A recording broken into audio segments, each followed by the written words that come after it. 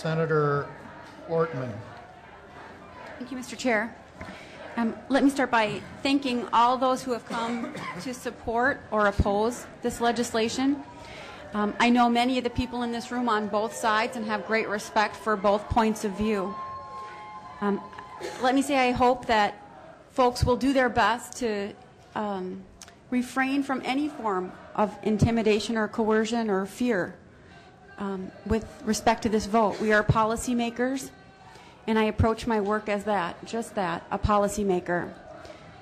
This is a question about what kind of state do we want for the state of Minnesota. It's not up to the federal government to decide whether we should be a right-to-work state or not. That's up to we, the residents, and the voting public of the state of Minnesota.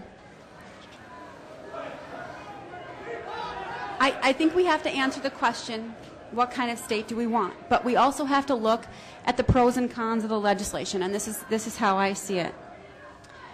I think it's problematic that we have a unionized state where employees are required to contribute union dues that are then directed in political contributions without their real participation in that decision. I think that's problematic.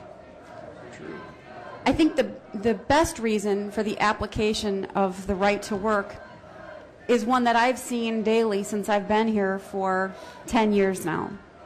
And that's that the collective bargaining on the part of the public employees who serve the general public has a negative impact on our ability to manage our state budget. The collective bargaining on the part of the employees works against the interests of the taxpayers who pay the salary and provide for the state government and the local governments. And I think that is an unfair restriction on our ability as policymakers to decide the direction of the state of Minnesota, including its budget.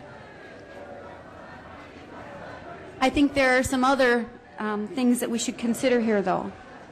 It's a harder case to make with respect to the private sector because I think there is an important right of contracting that may be impacted by a right-to-work amendment.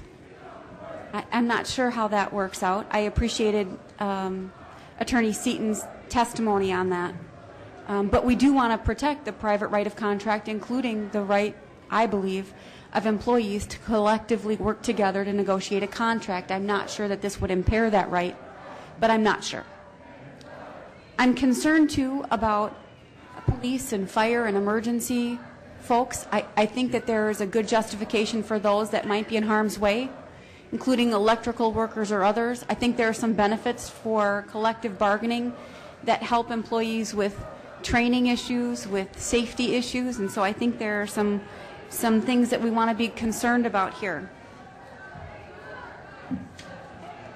Nonetheless, I think that this is a policy question. There is no yellow vote here for members. I think it's a green or a red vote. We have to come down on one side or the other, green or red.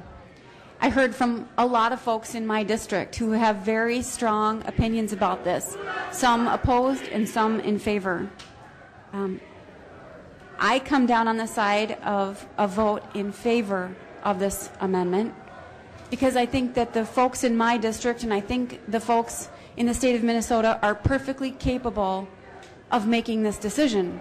They are the very same folks that elected all of us here at the table today and all of us that serve in government. We have the highest voter turnout in the nation. I have to believe that if this question is on the ballot that we are going to have very high voter turnout on the question. And I have to believe, given the nature of what's happened here today and in the public conversation, that this will be a divisive issue. For that, I'm very sorry. But I also think that people do want to vote on this issue. We'll do a very good job of making a decision on this. And I think we, the people, in a self-government, a Republican form of government, are very capable of making this decision, and I vote to empower the people to make the decision about what kind of state we want and what kind of future we want and whether this is important to economic freedom.